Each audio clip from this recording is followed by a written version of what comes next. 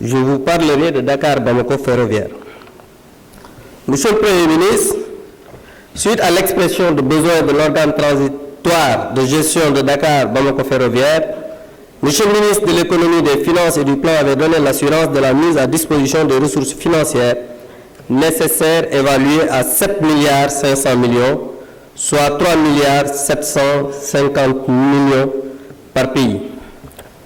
Depuis quelques semaines, nous avons assisté à quelques remous au niveau de cette société, alors que les services du ministère de l'économie, des finances et du plan, malgré l'arrêté portant virement de crédit d'un montant de 2 milliards 507 millions, n'ont libéré que moins de 500 millions pour le paiement des salaires du mois d'avril.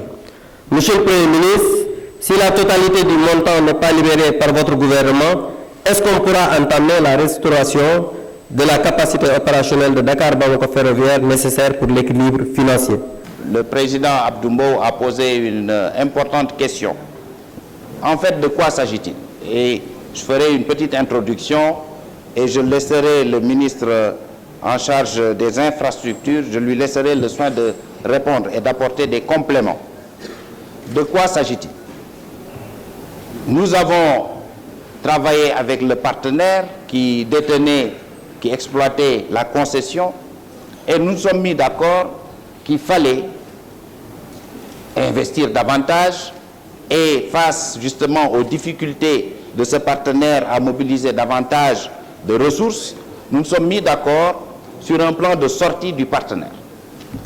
Et nos discussions ont abouti à la signature d'un protocole conjoint État du Sénégal, État du Mali, avec un plan de relance des activités.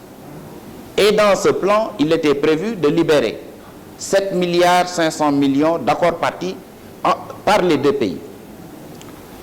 Mais nous allons libérer des fonds publics. Et la comptabilité publique a ses exigences. Aujourd'hui, DBF n'est pas Dakar-Bamako ferroviaire, n'est pas une société anonyme, une société de droit commercial. On ne sait pas ce que c'est. Il a été extrêmement difficile de virer de l'argent de la République du Sénégal, donc assujetti à des contrôles de l'Assemblée nationale, le budget, assujetti également au contrôle de la Cour des comptes, libérer 3 milliards 750 millions vers quoi? Quel compte bancaire? Voilà la difficulté. Et finalement, face justement à la situation difficile que vivent les travailleurs, parce qu'il y a encore du travail à faire entre les deux gouvernements, nous sommes prêts. Mais le pays frère du Mali peut-être a aujourd'hui quelques autres petites priorités, notamment au plan sécuritaire. Mais nous sommes prêts, le ministre des Finances et le ministre des Infrastructures, le secrétaire d'État au chemin de fer sont allés plus de 4 fois à Bamako pour conclure le dossier. Et jusqu'à la date d'aujourd'hui, nous ne pouvons que faire des décaissements en faveur du personnel. Parce que cet argent aujourd'hui, si nous le virons dans un compte X, qui n'est pas intitulé DBF, mais c'est qui le directeur général? C'est qui le directeur financier? Qui est, comme dirait l'autre, accountable, qui doit rendre des comptes demain? Je pense qu'il nous faut encore régler plusieurs questions au plan institutionnel. Nous ferons également la même chose parce que face aux urgences, hier, nous suivons l'actualité, il y a eu des remous par rapport même au Magal, le transfert, l'ouverture du rail pour le Magal. Et ces 250 millions qui ont été décidés hier à justement mettre en place pour accompagner le personnel afin que le transport des passagers pour le Magal puisse être assuré. Donc nous suivons la situation au jour le jour et nous sommes dans l'action comme on a coutume de dire, mais il nous faut encore quelques réglages avec la partie malienne. Ce n'est pas une affaire uniquement du gouvernement sénégalais. Chers collègues, merci Monsieur le Premier ministre d'avoir bien introduit le projet. Je vais donc aller directement à la situation financière.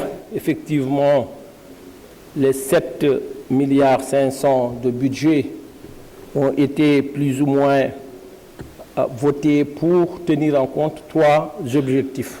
Le premier étant les salaires, le deuxième étant la remise à l'état des locomotives, parce qu'on a trouvé quand même une société avec 24 locomotives qui étaient en panne. Donc pratiquement une société qui ne marchait pas. Et le troisième objectif de ce budget, c'est de traiter les points durs qui arrivent sur le réseau. Et à Kaffrine, cette année, on a eu à intervenir parce qu'il y avait un pont qui était tombé. Aujourd'hui, ce que je peux vous confirmer, c'est que non seulement il n'y a pas eu de retard de paiement de salaire, mais l'argent qui a été viré via ANCF, comme l'a expliqué le Premier ministre, on ne pouvait pas directement le verser à Dakar Bamako Ferroviaire, a été utilisé à bon escient. On avait un choix soit de réhabiliter les locomotives, soit d'acheter des locomotives neuves, soit de louer. On a pris la solution la plus prudente qui était de réhabiliter les locomotives qui étaient parquées à Thiès. Aujourd'hui, on roule avec déjà 4 locomotives. Et le point mort pour assurer les charges d'exploitation, c'est 5 locomotives. Donc on est à une locomotive à réhabiliter pour que Dakar Bamako Ferroviaire puisse se prendre en charge. Le Premier ministre l'a confirmé aussi, 250 millions ont été versés, mais j'irai même plus loin parce que dans le compte de dépôt, 2 milliards 165 millions sont virés pour qu'on puisse continuer la réhabilitation de la capacité de production et être à 9 locomotives réhabilitées avant la fin de 2017.